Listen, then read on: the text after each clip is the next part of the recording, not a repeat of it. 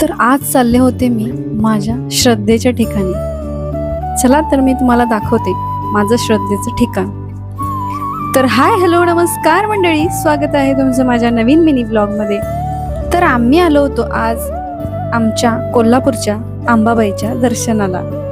कोल्हापूर हे भक्ती, श्रद्धा आणि शक्तीचं ठिकाण आहे आणि इथे वसलेलं आहे आई अंबाबाईचं पवित्र मंदिर.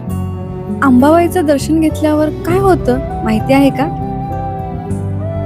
तर मन शांत होतं, सगळ्या चिंता आपोआप दूर जातात, एक वेगळीच ऊर्जा मिळते आणि आतून खूप समाधान वाटतं. जे काही मनात मागतो आई अंबाबाई कधीच रिकामं पाठवत नाही.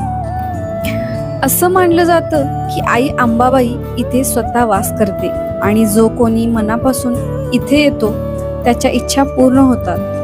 हे मंदिर हजारो वर्षापासून भक्तांचं आस्थेचं स्थान आहे.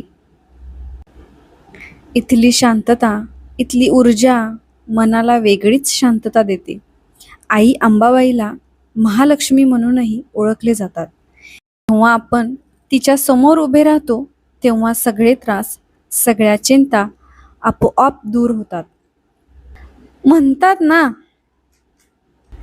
की आईकडे मागितलेलं कधी वाया जात नाही. रस्त्यावरची गर्दी, दुकानांची रांगा आणि भक्तीचा उत्साह हे सगळं अनुभवायचं असेल तर एकदा नक्की या. इथे मंदिराचा सुंदर परिसर, भक्तांची गर्दी आणि भक्तीतलं वातावरण खूप खास आहे. कोल्हापूरला आला तर इथे नक्की या. सध्या मंदिराचं काम चालू आहे, त्यामुळे भक्तांनी जरा काळजी घ्या. हे मंदिर खूप प्राचीन आहे. महाराष्ट्रातील एक महत्त्वाचे शक्तिपीठ मानलं जातं. दररोज हजारो भाविक इथे दर्शनासाठी येतात. हे मंदिर इतक्या अद्भुत रचनेने बांधलेले आहे की सूर्याची विशिष्ट दिवशी किरणे सरळ देवीच्या पायावरून चेहऱ्यावर येतात. तोच दिवस आहे 30 जानेवारी आणि 1-2 फेब्रुवारी. अंबाबाईच्या दर्शनाला तुम्ही आला असाल तर नक्की कमेंट करा. असाच अजून व्लॉग पाहण्यासाठी नक्की फॉलो करा. चला तर मग भेटू पुढच्या व्लॉगमध्ये. तोपर्यंत बाय.